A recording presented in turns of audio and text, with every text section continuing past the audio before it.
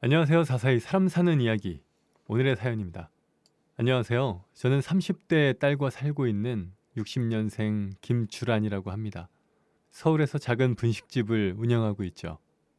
이런저런 사람들이 사는 세상은 천태만상이라고 살면서 많은 일들을 겪었습니다. 제 우여곡절이 많은 이야기도 한번 들어주세요. 저는 서울에서 나고 자랐습니다. 태어나자마자 아버지를 일찍 여의고 홀 어머니 손에 컸습니다. 장사 수완이 좋으신 어머니는 일찍이 미군 부대 물건을 보따리 장사처럼 팔다가 성공해서 전국적으로 가게를 운영하셨습니다. 한국전쟁 전후 입을 것, 먹을 것, 배운 것 없이 맨손으로 성공하신 여장부셨죠. 사는 게 꽤 풍족했기에 부족함 없이 외동으로 사랑받고 자랐습니다.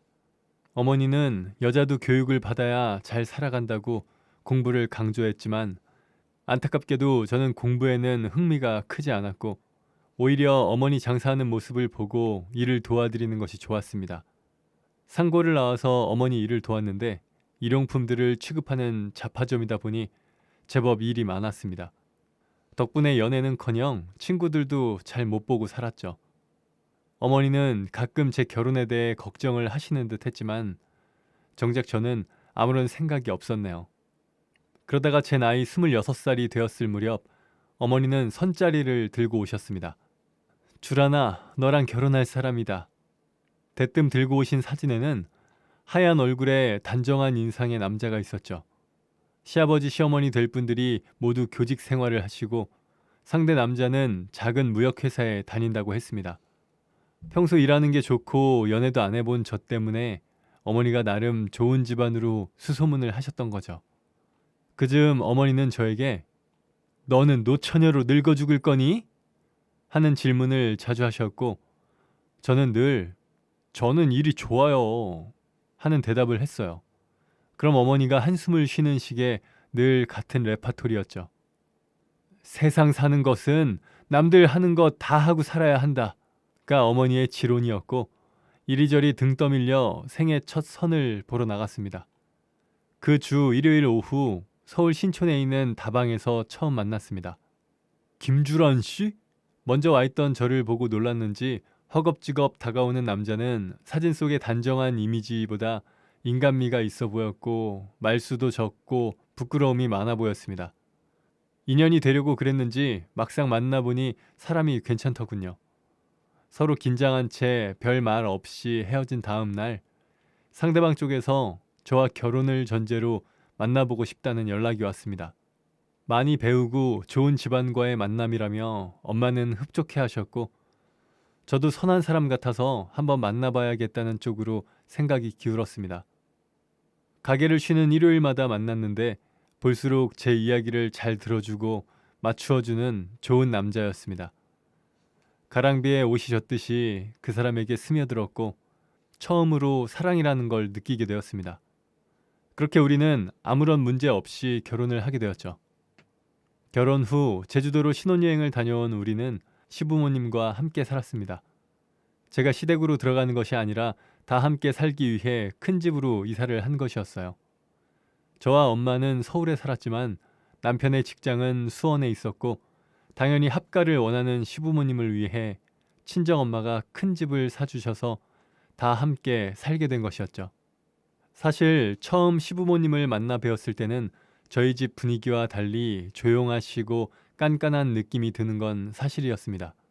앞으로 어디서 살 거냐, 혼수는 얼마나 해올 거냐 직접적으로 물어오셨고 그 질문에 친정엄마는 부족함 없이 해주겠다고 선언을 하셨죠. 사실 집까지 해가게 될 줄은 몰랐어요.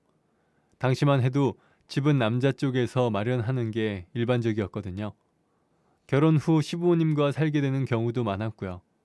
하지만 시댁은 저까지 들어가 살기에는 작았고 오래된 집이었기에 살림을 하는 데 있어 힘들 것이라 생각한 엄마는 딸의 편안한 삶을 위해 집과 혼수까지 해주셨습니다. 남편보다 1살 어린 시누이는 일찍 시집을 가서 가끔 보는 게 다였어요. 우리가 결혼할 때 시누에게는 아이가 이미 둘이 있었거든요. 그렇게 시부모님 남편과 저, 네 식구는 몇 년 후 첫 아이가 태어난 이후로도 꽤 오랜 기간 함께 살았습니다. 그런데 그 와중에 97년 IMF 사태가 터졌고 남편이 다니던 무역회사가 부도가 나면서 그만두게 되었고 엄마가 하시던 사업도 연이어 정리가 되었습니다. 남편은 답답한 마음에 연신 담배를 피워댔지만 저는 그런 남편을 위로했습니다. 사실 크게 걱정하진 않았어요. 당시 엄마가 모은 재산이 꽤나 많았거든요. 남편의 사정을 들은 엄마는 소유하고 있던 부동산의 일부를 제게 넘겨주셨고 남편은 작은 규모로 음식 사업을 시작했습니다. 나라가 어려운 시기였고 모두가 어려웠지만 아직 어린 딸아이가 있었고 우리 부부도 아직 30대로 젊었기에 힘을 낼 수 있었습니다. 사실 90년대 경기가 좋지 않아 사업이 쉽지는 않았습니다. 하지만 우리는 그것을 역으로 이용해 보기로 했죠. 실직자들이 넘쳐나니 자영업자가 늘 것이라는 엄마의 조언을 새겨들은 저는 직접 남편과 가게를 운영하면서 가맹점을 모집했습니다. 지금은 프랜차이즈 식당이 넘쳐나지만 당시는 프랜차이즈라는 개념이 자리 잡을 때였기 때문에 가맹 사업은 날이 갈수록 빠르게 자리를 잡아갔습니다. 주변에서도 젊은 부부가 아이디어가 앞서가고 사이가 좋은 인꼬 부부라고 소문이 났죠. 상가 번영의 사람들과도 잘 지내며 모임도 자주 했습니다.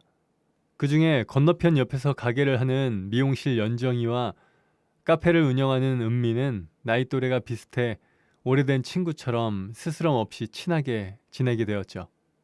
연정이는 남편이 주식을 하다 사기를 당해 돈을 날려서 가게 셔터맨을 해준다며 평생 일복이 터진다고 불만이었고 은미는 신혼 초에 남편과 성격 차이로 이혼을 해서 여직 혼자 살았습니다. 특히 연정이와는 그 집 딸과 우리 딸이 같은 학교에 다니고 있어서 더 각별하게 서로 집을 왕래하는 사이였습니다. 당시 남편은 가게 일보다 출장이 더 많았기에 저 역시 주변 이웃들에게 도움을 받을 수밖에 없었죠. 가맹점이 늘어날수록 남편은 전국 각지로 출장을 많이 다녔어요. 바쁘게 움직일 때는 며칠이고 집에 못 들어오고 가맹점 오픈을 도왔습니다. 그마저도 겹치면 저까지 출장을 가야 했기에 더욱 정신이 없었죠. 그날도 각기 다른 지역의 가맹점 오픈일이 겹치면서 남편과 제가 각기 다른 지역으로 출장을 다녀와야 했습니다. 아이는 은미가 봐주기로 했고 저는 최대한 빨리 일을 마무리하고 오겠다 했죠. 하지만 출장을 가 정신없이 일하고 보니 약속한 시간보다 늦어졌죠. 그래서 평소보다 조급한 마음으로 출발을 했습니다. 그런데 급한 마음으로 운전을 해서 그랬는지 올라오는 길에 제가 운전하던 차와 화물 트럭이 충돌하는 사고가 일어나 버렸습니다. 그 후로 기억이 없어요. 눈을 떠보니 병원이었고 잠시 잠을 자고 일어났다고 생각했는데 1년이 넘는 시간을 누워 있었다고 합니다. 제가 운전을 한 차는 폐차가 될 정도였지만 불행 중 다행으로 운전석 부분은 충격이 덜 가서 몸은 많이 다치지는 않았다고 했죠. 검사 결과 육체적으로는 문제가 없었지만 눈을 뜨지 않아서 식물인간 상태로 있었고 시부모님과 친정엄마 그리고 남편이 돌아가면서 간호했다고 했습니다. 그 말을 듣는 순간 울컥하면서 저 없이 시간을 보냈을 가족들과 딸아이 생각부터 나더라고요. 오랫동안 몸을 운신하지 못해서 기력이 쇠하고 살이 많이 빠져 있었습니다. 마음은 10대와 같이 몸을 움직이고 싶은데 실제로는 손가락 관절 하나 제대로 움직이기 쉽지 않았습니다. 그렇게 조금씩 회복하려 노력하고 재활치료도 열심히 받았습니다. 정신이 돌아오면서 조금씩 누워있던 상황이 생각나더군요. 아마 언젠가부터 의식이 잠깐씩 돌아오고 있을 때 같았습니다. 딸아이가 엄마 손을 잡고 무어라 하던 기억과 엄마가 제 머리를 쓰다듬으며 무어라 말하던 기억, 그리고 남편이 제 몸을 움직여주는 기억 같은 것이었죠. 그런데 불현듯 어떤 목소리가 생각났죠. 어떻게 할 거야? 신경 쓰지 말고. 누구인지는 몰랐지만 둘은 싸우고 있는 것 같았습니다. 시끄러우니까 나가달라고 하고 싶었는데 그런 생각만 들 뿐 말을 할 수도 움직일 수도 없었습니다. 저는 그날 제 옆을 지키고 있던 엄마에게 물었죠. 엄마, 나 깨어나기 전에 병실에 어떤 여자랑 남자가 와서 싸우는 것 같았는데 누구지? 제가 있는 병실이 1인실이었기에 우리 가족 외에는 올 사람이 없었으니 엄마에게 물은 것이었죠. 하지만 친정엄마도 모르겠다고 할 뿐이었습니다. 사실 그 당시 누가 오고 가고가 중요한 게 아니라 깨어난 제 회복이 우선이었기 때문에 엄마도 신경 쓰지 않으신 거죠. 저 역시 그냥 무의식에 남아있는 무언가라고 생각하고 넘겼습니다. 사실 오랜 기간 동안 의식이 정상이 아니었으니까요. 꿈을 꿨나 보다 했습니다. 그렇게 2달 정도를 더 병원에 있다가 집에서 통원 치료를 해도 좋다는 소견을 받고 퇴원할 수 있었죠. 그래도 당분간 몸에 무리가 가지 않게 충분한 휴식을 취해야 한다고 해서 한동안 몸을 회복하는 일에만 신경 쓰기로 했습니다. 다리에 힘이 없어 주로 휠체어에 앉아 생활을 하게 되었어요. 그런데 인식을 못하다가 창밖에 차만 봐도 울렁거리고 무서워서 어떨 때는 TV도 잘 보지 못하겠더군요. 이 또한 일상을 살아가기 위해 극복해야 하는 문제라고 생각했습니다. 무엇보다 일상으로 돌아가야 하니까요. 그런데 딸아이 역시 한참 동안 누워만 있던 엄마를 대하는 게 조금 어색해 보이더군요. 그래서 오랫동안 곁에 있어주지 못해서 그립고 미안한 딸과의 시간을 우선적으로 했죠. 아이는 어느새 초등학교 졸업을 앞두고 있었습니다. 제법 숙녀티가 나는 모습에 눈물이 나기도 했고 제가 없는 동안 잘 보살펴준 남편과 시부모님께 너무 감사했네요. 겨울이 지나고 봄이 오듯이 예전의 몸으로 많이 회복했고 타고 다니던 휠체어를 밀어내고 가족들 몰래 혼자 재활 운동도 열심히 했습니다. 혼자 일어나서 걷고 뛰고 한다는 게 이렇게 힘들고 이렇게 감사한 일인 줄 처음 알게 되었어요. 남편은 그런 저를 항상 들고 씻기고 하며 도와줬습니다. 내가 참 좋은 사람과 결혼을 잘했구나 새삼 느끼는 순간이었죠. 딸과 남편을 위해서라도 빨리 마음도 몸도 회복하리라 다짐했네요. 그렇게 혼자서 조금씩 걷는 연습을 자주 하고 아파트 엘리베이터를 타고 오르내릴 정도가 되었을 때 딸아이 학교 마중도 나갔습니다. 그즈음 딸은 저를 대하는 태도가 예전과 같이 밝고 스스럼 없는 모습으로 돌아왔거든요. 엄마, 이제 몸 다 나은 거야? 하며 제 품에 안기는 딸과는 엄마가 이렇게 혼자 걸을 수 있는 건 비밀이라고 약속했습니다. 곧 다가올 아빠의 생일날 가족들을 놀라게 해주자고요. 딸과 저는 서프라이즈 이벤트를 생각하며 행복했습니다. 이 사실을 알면 누구보다 남편이 기뻐할 것이라 생각했으니까요. 그러던 어느 날 집에 혼자 있는데 휴대폰 벨소리가 울렸습니다. 바로 남편의 휴대폰이었죠. 여보세요? 집에 있구나. 남편이 오늘 출근을 하면서 깜빡하고 안방에 두고 간 모양이었습니다. 급한 전화 오면 어떡해요? 가져다 주라고 할까요? 그런데 남편은 괜찮다며 이따 본인이 가지러 오겠다고 신경 쓰지 말라고 했습니다. 하지만 그날 남편의 휴대전화는 하루 종일 울려댔죠. 그중에는 가맹점주들의 전화도 있었고 가맹문의 전화도 있었습니다.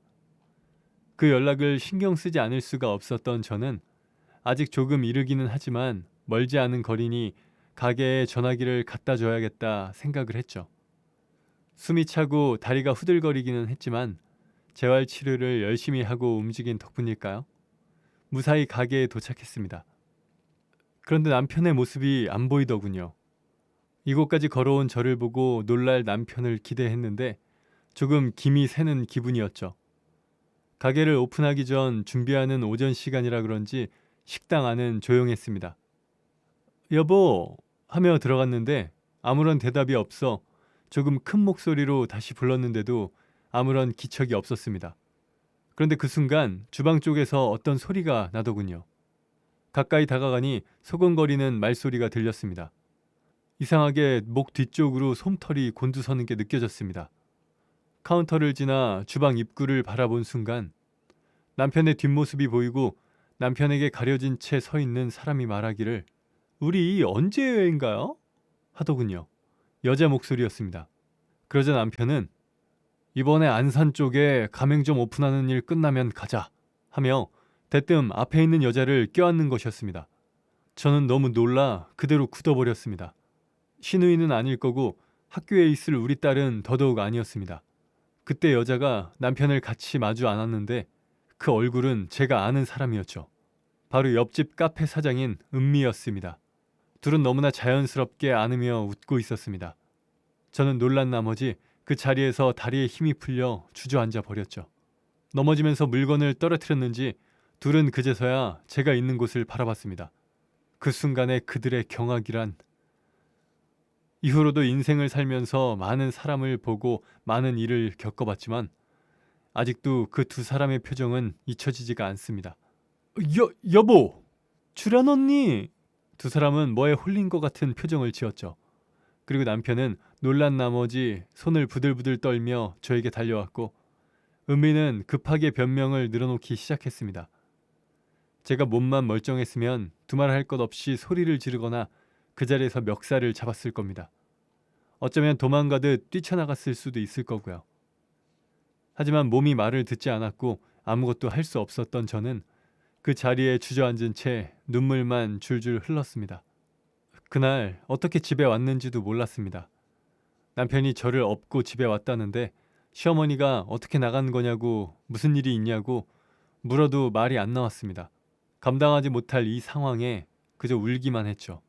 잠을 자지도 못하고 꼬박 세운 다음 날 그제서야 정신을 차리고 거실로 나가자 시부모님 방에서 큰 소리가 들렸습니다. 넌 정리하라니까 그걸 왜 들켜? 들키기는. 시어머니가 소리를 지르니 남편이 반박하듯이 저 사람이 혼자 가게에 올 줄 제가 알았겠어요? 어머니가 잘 보살폈어야죠. 하더군요. 외도에 대한 반성이 아닌 어머니가 잘못해서 들켰다는 식의 대답에 기가 막혔습니다. 무슨 이런 뻔뻔한 대답이 있을까요? 그냥 다시 방에 들어갔습니다. 앞으로 어떻게 이 일을 해결해야 할지 막막했거든요. 그 순간 딸아이의 얼굴과 친정엄마의 얼굴이 먼저 떠올랐습니다. 그리고 차분하게 생각을 했죠. 어떤 식으로든 해결을 하기 위해서는 가장 먼저 남편과 얘기를 해봐야 했습니다. 감정적으로 생각해서는 두 년놈을 간통죄로 고소하고 싶었지만 그 또한 딸과 저에게 상처로 남을 테니 여러 방향으로 생각해보고 싶었죠. 그때 제 마음을 읽기라도 한 듯 남편이 방으로 들어오더군요. 그런 남편을 쳐다도 보지 않은 채 물었습니다. 언제부터야? 준비를 한 대사를 읊듯이 남편은 술술 이야기하더군요. 당신 사고 나고 식물인간 판정받고 나서 정말 많은 것이 무너졌어. 가게도 집안도 딸도. 의사도 언제 깨어날지 모르니 마음의 준비를 하라고 했고 매일 술을 마시고 힘들어할 때 은미가 몇 번 이야기도 들어주고 위로해줬다네요. 위로해주던 사람이 연인이 되었다? 뭐 그런 진부한 스토리야? 위로라는 말에 발끈한 제가 되묻자 혼자 된 사람들끼리 서로의 마음을 잘 아니까 대화가 잘 통했지. 애들도 같은 학교에 다니고 그 상황에 은미 씨 도움을 받을 수밖에 없었어. 당신도 은미 씨 도움 많이 받았잖아. 불륜에 대한 포장을 하는 남편의 얼굴을 보는데 미안함이나 죄책감 따위는 볼 수도 없었습니다. 자기도 모르게 마음이 갔다며 자신은 약해서 혼자 살 수 없고 딸도 어린데 혼자 키울 자신도 없었다고 하는 대목에서는 웃음밖에 나오지 않더군요. 그래서 앞으로 어떻게 할 생각인데? 하고 울었더니 정리할 거라 하더군요. 제 앞에서 사랑 운운하더니 정리 얘기를 하면서는 얼굴에 상심이 가득하더군요. 남편은 결국 당신만 사고가 안 났어도 이런 일은 없었을 거야. 그러게 왜 부주의하게 그런 사고를 당해. 이 모든 상황은 당신이 원인 제공을 한 거야. 는 말 같지도 않은 말을 내뱉더군요. 혹시 남편 입에서 미안하다, 잘못했다 하는 말이 나왔다면 제 감정이 덜했을까요? 10몇 년을 같이 살았지만 아무것도 모른다는 순한 얼굴로 항상 우유부단하고 책임을 회피하는 남편 때문에 저는 항상 악역 아닌 악역을 자처하고 장군같이 살아왔는데 이번에도 역시나였습니다. 생각할 시간도 필요하고 한 공간 안에 있는 게 고역이라 여행 가방을 꺼내 짐을 쌌습니다. 어딜 가려 하냐고 반대하는 남편에게 아무 말 없이 뿌리치고 현관으로 갔습니다. 시아버지와 시어머니가 동시에 저를 막아서더군요. 어머니는 알고 계셨잖아요. 이이가 바람난 거. 제 날카로운 지적에 꿀먹은 벙어리가 된 시부모님은 잠시 멈칫하더니 정리한단다 고 하더군요. 그리고는 너도 알잖니. 살면서 바람 한 번 안 피우는 남자가 어디 있니? 남자는 다 그런 거다. 그리고 네가 옆에서 챙기지 못한 것은 사실이잖냐. 사내는 그 사이에 잠시 눈을 돌릴 수도 있어 하며 남편 편을 들었죠. 역시나 팔은 안으로 굽는다고 하더니 이 자리에 계속 있다가는 정신이 이상해질 것 같았습니다. 하지만 남편은 끝까지 가방을 붙잡고 놓지 않았습니다. 그러면서 제 손목을 잡길래 내 몸에 손대지 마, 더러워 하고 저도 모르게 악다구니를 썼습니다. 그랬더니 시아버지가 본데 배울 게 없기로서니 어디 시부모 앞에서 소리를 질러 하고 소리를 치더군요. 네가 사고만 안 났어도 이런 일 없었다. 뭘 잘했다고 큰 소리야? 그 뻔뻔함에 소름이 끼쳤습니다. 이 가족은 전부 그렇게 생각하시기로 결심했나 봐요? 남편의 외도의 원인이 제 사고라고요? 기가 막혀서 곧 이 집에서 쫓겨날 이유도 제 사고라고 하세요. 하고는 현관문을 여는데 구태여 한마디를 덧붙이더군요. 내가 너네 엄마 밀수꾼처럼 물건 빼돌려서 돈 벌었다는 거 알았을 때 결혼을 시키지 말았어야 했는데. 더 이상 들을 필요도 없는 말들 속에 조용히 집을 빠져나왔습니다. 그리고 저는 아이까지 조퇴를 시켜 친정으로 갔어요. 사실 무슨 힘으로 거기까지 갔는지 모르겠네요. 엄마는 놀란 얼굴이셨지만 제 상태를 보고 아무것도 묻지 않으셨습니다. 그날 밤 아이를 먼저 재우고 엄마에게 모든 것을 털어놓았죠. 남편의 외도 사실을 알리고 이혼을 하겠다고 했습니다. 처음에는 반대하실 줄 알았는데 의외로 어머니는 제 의견을 지지해 주시더군요. 그리고 처음으로 자신이 주선한 결혼에 대해 사과하셨습니다. 말을 안 하셨지만 지금까지 시댁에서 돈을 요구한 적이 한두 번이 아니라네요. 그때마다 엄마는 제가 고생할까봐 몰래 도움을 주셨다고 했습니다. 그 이야기를 듣고 얼마나 가슴치며 눈물 흘렸는지 모릅니다. 그렇게 도움을 받고 이용했으면서 끝까지 친정을 무시하고 멸시하다니요. 정신을 차리고 이혼을 위해 변호사를 고용했죠. 처음에는 수없이 전화하고 협박하고 하더니 이혼도 진행하고 고소할 거라고 했더니 조금은 조용해지더군요. 기나긴 싸움 끝에 딸 아이의 양육권은 제가 갖게 되었고 제 명의로 된 가게도 집도 깔끔하게 정리를 했습니다. 그 뒤로 아이 때문에 몇 번 보기도 했지만 별 말을 섞지 않았습니다. 들리는 말로는 카페 사장 은미와도 결국 헤어진 듯 하더군요. 아마 그럴 수밖에 없었을 거예요.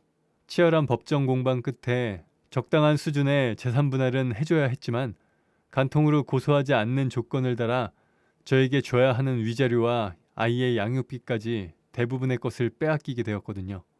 물론 시부모님 역시 저희 엄마가 사주신 집에서도 쫓겨냈죠. 게다가 저희 이혼 소식이 그 주변에 퍼지면서 은미가 하던 가게도 망했다고 합니다. 소문이 안 좋게 나서 권리금도 제대로 못 받았다고 하더군요. 이후 전 남편과는 거의 연락을 하지 않고 지내고 있습니다. 이제는 10수년이 흐르고 딸 아이도 성년이 되고 나니 먼 나라 이야기와 같이 현실감이 떨어질 때도 있습니다. 그 사이 몸을 완전히 회복한 저도 다시 깔끔한 식당을 차리고 친목 모임에서 남자친구도 만났죠. 지금은 엄마와 딸아이와 함께 행복하게 살고 있어요. 엄마는 손녀의 결혼을 걱정하시지만 이제 시대가 변했으니 그런 걱정은 하지 말라고 진정시키고 있네요. 돌이켜 생각해보면 어떻게 내가 아침 드라마나 막장 드라마의 주인공 같은 삶을 살았을까 싶어요.